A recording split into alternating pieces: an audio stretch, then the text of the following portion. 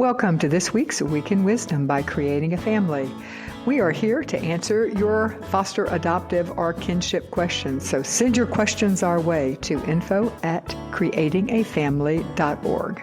Today we're going to be answering a question about how long a foster child will stay in your home. Here's the question. We have two boys, ages 10 and 12.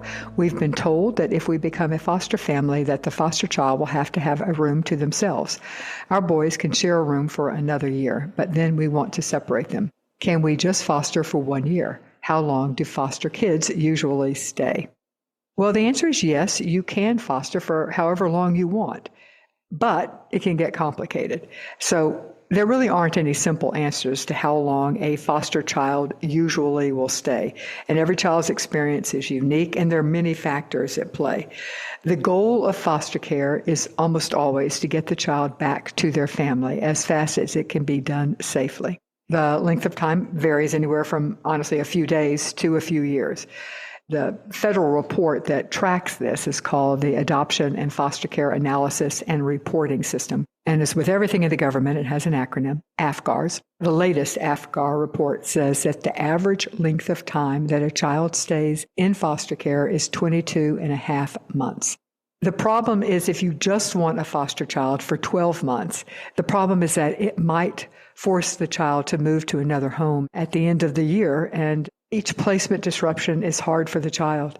So my recommendation is to talk with your licensing agency and explain your hesitancy with the length of time and be honest with them.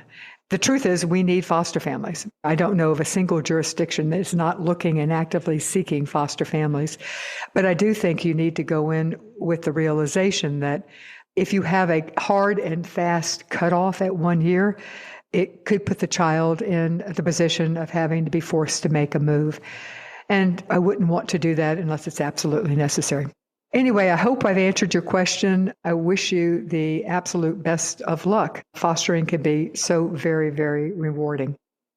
Also, Creating a Family has a wonderful new training/workshop.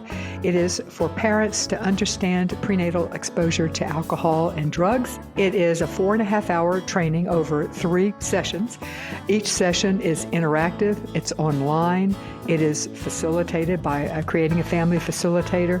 There's lots of small group discussion. We work through scenarios. You have ongoing access to a resource library. It is one of the things I am most proud that we have created here at Creating a Family. So check it out at bit.ly/prenatal-exposure-training. That's bit.ly/prenatal-exposure-training. And thanks for listening to this week's Week in Wisdom. If you liked it, please tell a friend to subscribe to the creatingafamily.org podcast. The Week in Wisdom will automatically come when you subscribe. See you next week.